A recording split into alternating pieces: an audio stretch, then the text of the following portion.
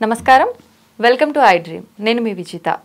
ప్రస్తుతం మనతో పాటు ఉన్నారు ప్రముఖ ఆధ్యాత్మికవేత్త, శ్రీ విద్యా ఉపాసకులు, ఎంతో మందికి మంత్రోపదేశం చేసిన గురువుగారు శ్రీ గురు కరుణామయ్య గారు మనతో పాటు ఉన్నారు. ఇప్పుడు గురుగారితో మాట్లాడి మన సందేహాలన్నింటినీ నివృత్తి చేసుకుందాం. నమస్కారం గురుగారు. శ్రీమాత్రే నమః.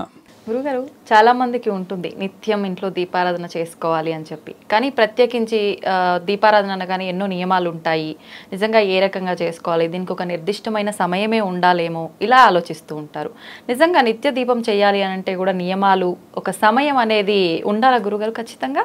ఈ ప్రశ్నకి ఆన్సరు చాలా రకాలుగా చెప్పచ్చు. ఓకే. ఇప్పుడు మనం భగవంతుని ఎందుకు పూజిస్తున్నాము? ఈ భగవంతుడు నా జీవితంలో టాప్ ప్రయారిటీగా, సెకండ్ ప్రయారిటీగా నేను అనుకున్నప్పుడు, టాప్ ప్రయారిటీ అయితే అదే సమయంలో చేస్తాం. నాకు భగవంతుని వదిలి ఉండలేను. అందుకే ఐ హ్యావ్ టు డూ పూజ అనుకోకూడదు ఇంగ్లీష్లో. ఐ వాంట్ టు డూ పూజ. రెండింటికి చాలా తేడా ఉంటుంది. ఇప్పుడు ఐ వాంట్ టు డూ పూజ అన్నప్పుడు మీరు చెప్పిన ఎప్పుడు పడితే ఎప్పుడు చేసుకోవాలనిపిస్తుంది. ఐ హ్యావ్ టు డూ పూజ అన్నప్పుడు ఈ సమయం వస్తుంది. సర్వకాల సర్వావస్థలందు జపించదగిందే నారాయణ మాత్రం శబ్దం అంటారు. అంటే ఏంటి? పూజకి యాక్చువల్గా సమయం లేదు, ఎప్పుడైనా చేసుకోవచ్చు. రాత్రి అర్ధరాత్రి అయినా సరే. నేను చాలాసార్లు 11:30కి మెలకు వచ్చేస్తే నాకేమీ తోచకపోతే పూజ గదిలోకి వెళ్ళుకొచ్చి అక్కడ పూజ చేసేవాడు. ఓకే. కానీ అంటారు కదా గురుగారు, భగవంతుడు కూడా నిద్రిస్తుంటాడు, తింటూ ఉంటాడు, వాళ్ళకంటూ ఒక సమయం ఉంటుంది, ఎప్పుడు పడితే అప్పుడు చేయొద్దని పెద్దవాళ్ళు చెప్తుంటారు కదా, అలా ఏమి ఉండదా గురుగారు? ఇలా చెప్పేవాళ్ళు. ఇంకోటి చెప్తాను, నేను ఒప్పుకుంటాను మీరు చెప్పింది. నేను నా పరిధి నుండి బయటకు వచ్చి భగవంతుడు కూడా మనలాగా సుష్టుగా భోజనం చేసి బొద పెంచేసుకుని మధ్యాహ్నం పడుకుంటాడు, రాత్రి పడుకుంటాడు, అప్పుడు చేయకూడదు, ఒప్పుకుంటాను. మనం మాత్రం 3 పూటలు భోజనం చేస్తాం. భగవంతుడికి ఓన్లీ పూజలోనే నైవేద్యం ఎందుకు పెడతారు? ఆయనకి 3 పూటలు పెట్టచ్చుగా నైవేద్యం. 3 పూటలు చేయండి. నేను కొన్ని సమయాలు అంటే ఇది తప్పింది నాకు. ఆయన నిద్రపోతాడంటే ఆ పూజ చేయక్కలేదు, ఏదో రీజన్లో నేను తప్పించుకోవాలి పూజ. వెతుక్కుంటున్నాం. నేను స్నానం చేయలేదు, తప్పించుకో పూజ. నేను బట్టలు జీన్స్ ప్యాంట్ వేసుకున్నాను, తప్పించుకో పూజ. తప్పించుకోవడానికి చూసి వాళ్ళ ఆలోచన ఇది. నా దృష్టిలో సర్వకాల సర్వావస్థల యందు ఇది కాకపోతే ఒకటి ఉంది, మీరు ఎందుకు పూజ చేస్తున్నారు అనే దాన్ని బట్టి ఉంటుంది. ఇప్పుడు నేను ఒక అవసరం కొద్దీ పూజ చేస్తున్నాను. కొన్ని ప్రయోగాలు ఉంటాయి, తంత్ర ప్రయోగాలు అని, లేదా వాంఛాకల్ప గణపతి. ఏదైనా కోరుకుంటే వాంఛాకల్ప గణపతి ఒక 50,000 సార్లు జపం చేస్తేనో, లేక 40 రోజుల పాటు పూజ చేస్తేనో మంచిది అంటారు. అది నేను అవసరం కొద్దీ చేస్తున్నాను, నాకు ఉద్యోగం లేదంటే. అప్పుడు ఏంటి, నిర్దిష్ట సమయంలో నిర్దిష్ట ప్రదేశంలో చేస్తే మంచిది అంటారు. ఎందుకు?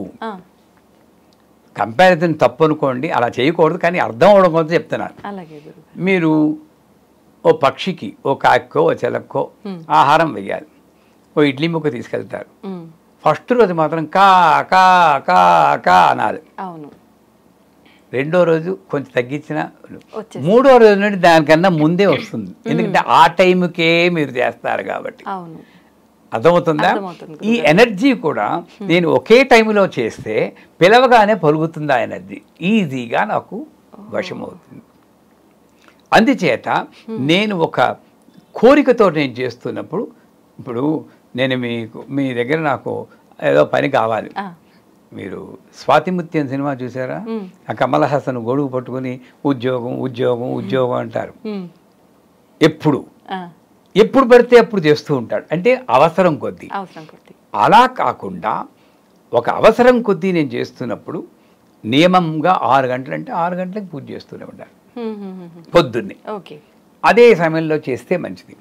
మామూలుగా నేను ఉపాసన చేసుకుంటున్నప్పుడు ఇందాక చెప్పినట్లు టాప్ ప్రయారిటీ ఏమిటి అని నేను అనుకుంటే, నాకు భగవంతుడే టాప్ ప్రయారిటీ. అంటే ఒకవేళ నాకు ఇంట్లో పనులు ఉన్నాయి, చాలా బిజీ అన్నీ అంటుంటారు. బిజీ ఏమిటి? అసలు నేను పేపరు పెన్ ఇచ్చి పొద్దున్న లేచిన దగ్గర నుండి రాత్రి పడుకునే దాకా ఏం చేసారో రాయమంటాను. గంటకి రాసి అనవసరమైంది కొట్టేయమంటే 4 గంటలు ఉంటాయి మీకు, నాకు, అందరికీ కూడా. ఖాళీగా బ్రౌజ్ చేస్తూ ఛానల్, వాట్సాప్ మెసేజ్లు ఇవన్నీ వేస్టే. సో ఆ రకంగా చూస్తే 4 గంటలు వేరు. అప్పుడు నేనేం చేయాలి, నిర్దిష్ట సమయంలో పొద్దున్నే లేచి సంసారంలో పడడానికి ముందే 4:30కి పూజ చేస్తే అద్భుతమైన ఫలితాలు వస్తాయి. సో మీ ప్రశ్నలోనే ఉంది, పూజ అన్నది ఒకే సమయంలో చేస్తే చాలా మంచిదే. ఎప్పుడు పడితే అప్పుడు నాకు వీలున్నప్పుడు అన్నది అంత మంచిది కాదు. కాకపోతే పరిస్థితుల ప్రభావం వల్ల ఒకే సమయంలో నేను చేయకపోయినా మీరు వంట చేస్తూ ఉంటే కలుపుతూ ఓం నమో భగవతే వాసుదేవాయ, అది పూజ కదా.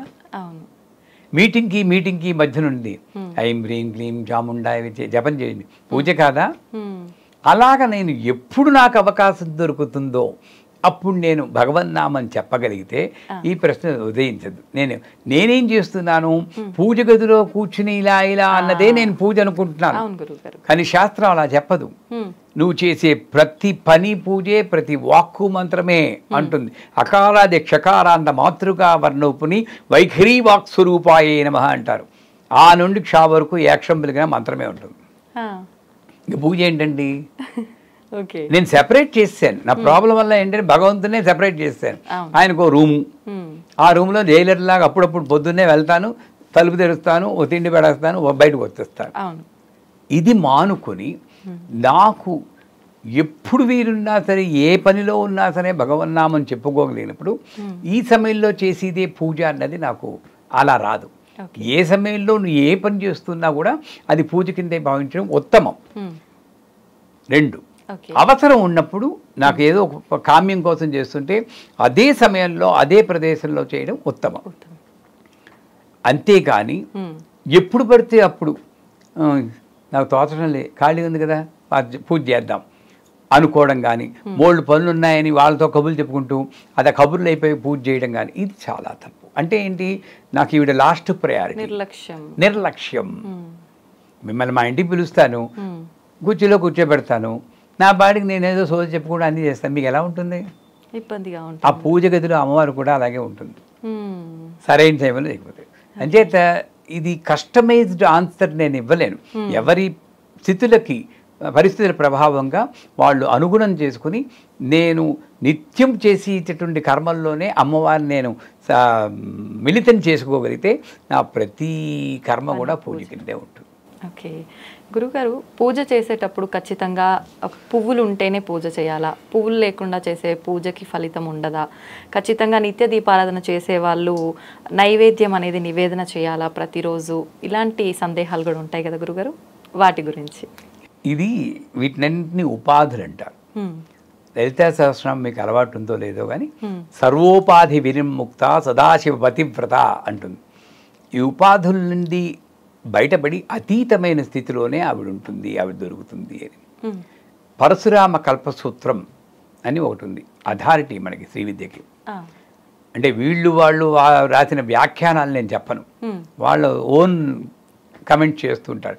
ఇది శాస్త్ర ప్రమాణమైన గ్రంథం. దాంట్లో మీరు అడిగిన క్వశ్చన్లన్నిటికీ సమాధానం వస్తుంది. లం ప్రతిజ్ఞాత్మనే సత్సంగం గంధం కల్ప్యావనమ. గంధం రాయడం కాదురా. ఎలా ఉన్నారు విజిత గారు అంటే బాగున్నానండి అనకుండా అమ్మ దైవలో బ్రహ్మాండంగా ఉన్నాను. అమ్మ బ్రహ్మ 2 పదాలు వచ్చేసాయి. నువ్వు ఎవరితో మాట్లాడినా సరే భగవంతుని నామం చెప్పుకుంటే అది గంధం. అంతేగాని ఇలా తీసుకుని గోడికాయలాగా ఇలా విసరడం చేస్తాం కదా మనం. ఇలా తీసి ఇలాగా ఎవరు నేర్పించారండి అవన్నీ? నువ్వు తప్పేనా? మన ముఖం మీద ఇలా విసిరితే మనకి చికాకు రాదు అని చేత అది గంధం కాదు. నెక్స్ట్ వస్తుంది మీరు అడిగిన పుష్పాలు. నేను ఎక్కడికున్నో పుష్పాలు కోసుకుని వస్తున్నాం. ఆ పుష్పం కోసేటప్పుడు కూడా మంత్రం చెప్పాం. పరా పరా పరా పరా ఎవరిని తెచ్చుకుంటూ చేస్తూ ఆ పుష్పంలో మీరు ఇందాక ఒకసారి క్వశ్చన్ అడిగారు, వాళ్ళ వస్తువులు వాడచ్చా వీళ్ళ వస్తువులు వాడచ్చా అని.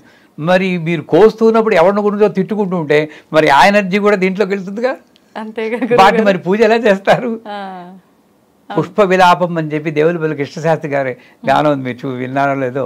అప్పుడు ఆ పుష్పం కోసేటప్పుడు కూడా చెట్టు నుండి విడదీస్తున్నానని చెప్పి ఒక మంత్రం చెప్పుకుంటూ తల్లి నా పూజ కోసం నేను ఏదో తీసేస్తున్నాను క్షమించు అనుకుంటూ ఆ భావనతో చేస్తే కోసేటప్పుడు కూడా పూజ అవుతుంది. అప్పుడు అలాంటి పుష్పాలు మనం వాడాలి. కానీ పరశురామ కల్ప సూత్రంలో ఇంద్రియ నిగ్రహం పుష్పం కల్పయానమః. కావాల్సిందేమిటి? ఈ పుష్పాన్ని ఇలా పట్టుకున్నప్పుడు అమ్మా ఈ పుష్పంలాగా నాకు విశాలమైన హృదయం ఉండాలి. ఎంత పెద్ద పుష్పం పెట్టడం తామర పూలని, ఇక్కడేమో నేరో మైండెడ్, పని మనిషి చూస్తుందేమో అని తలుపేసేయడం, నా దేవుడు మైలపడిపోతాడని. వీడు ఎంత పెద్ద పుష్పం పెడితే ఏం లాభం? ఇది విశాల హృదయం కాదు. అందుకే మొగ్గలు పూజ చేయకూడదు అంటాడు. ఇది నేరో మైండ్. నా మైండ్ని గుర్తు చేయిస్తుందమ్మా అది. అది కావాలి ముందు.